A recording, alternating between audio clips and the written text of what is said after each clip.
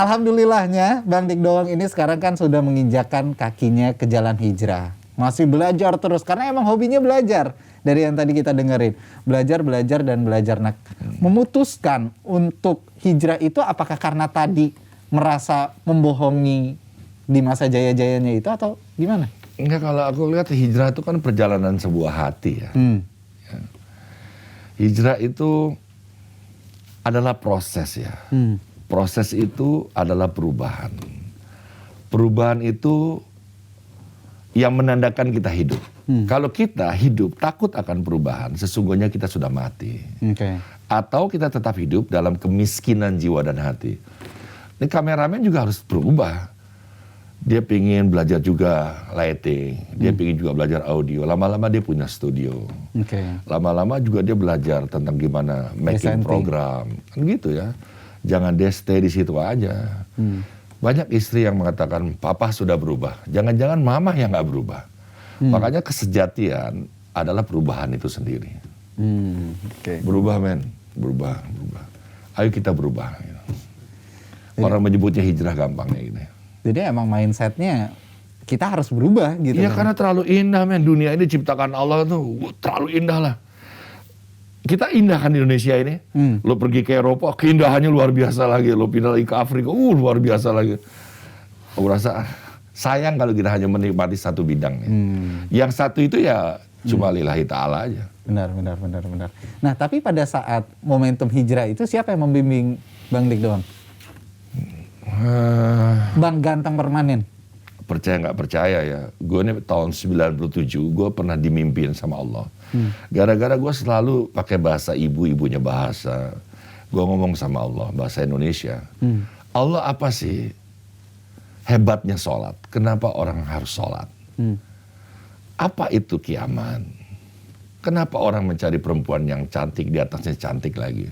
Itu gue dimimpin semua tuh sama Allah dalam bulan puasa yang kala itu merubah hidup gue. Bayangin dalam mimpi itu ya, orang sholat aja belum tentu selamat. Gue kala itu nggak sholat. Lah gimana kalau gue nggak sholat, udah pasti selesai hidupnya. Orang sholat aja belum tentu selamat gitu loh. Jadi gue harus mulai dari situ, gue mulai sholat. Gue mengerjakan 5 waktu. Ya akhirnya gue pergi haji di kala tahun 2001 itu. Gue melengkapi lah kekurangan-kekurangan itu. Tsunami tahun 2004 ya Pak, 2003 ya. 2004 ya, 97 gue udah ngeliat itu seperti begitu keadaannya. Orang hidup harus menunggu air bersih lagi. Porak-poranda di hadapan gue, ada masjid yang masih utuh berdiri. Lalu di kubahnya itu ada seorang kakek-kakek yang hidup. Gue tanya kan, kenapa bapak menangis? Karena gue udah jadi ruh kan. Ade lihat aja ke depan, gue lihat itu. Kan gue ke tsunami juga kan, gue lihat juga di Aceh. Ya itu di mimpi gue seperti itu, Masya Allah. Jadi kacau lah hidup kita nih kalau nggak sholat dulu. Karena itu yang ditanyakan pertama, sholatmu seperti apa gitu. Baru kita dilihat amalan ibadah yang lain.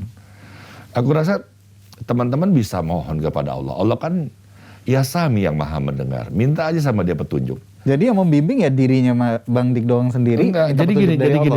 Leo. Guru kan kita belajar pada siapa aja. Iya benar. Harus nih. Tapi ada guru di hati kita namanya Al-Alim.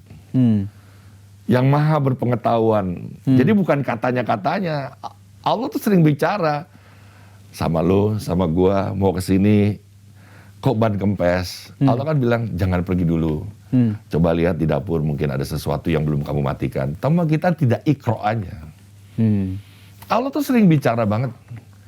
Kok begitu setiap ada keuntungan kita hilang jam tangan, kita hilang lagi uang yang sudah kita kirim transfer. Kenapa? Ternyata kita kurang sedekah kan? Iya. Allah sering ingin bicara dari kehilangan-kehilangan itu. Allah sering bicara. Jadi memang dalam diri kita nih guru terbesar juga gitu kan? Nah makanya ini ada buku di sini. Iqra wa rabbukal akram allazi alamal bil qalam. Artinya kalau lu nggak paham juga bahasa-bahasa Allah tadi, ayat-ayat kauniyah, di sini ada penjelasannya. Seperti pandemi, kan kita panik semuanya. Semuanya lihat YouTube, lihat TV, kabar-kabar semua. Tapi apa ada yang baca Al-Quran? Coba lu baca Al-Quran surat Asy-Syura 42. Surat 42 atau ayatnya 22. Kuturunkan air hujan ketika kau berputus asa. Ya. Dia sebagai rahmat, sebagai pelindung. Nih yang ngomong Allah, bro. Ya.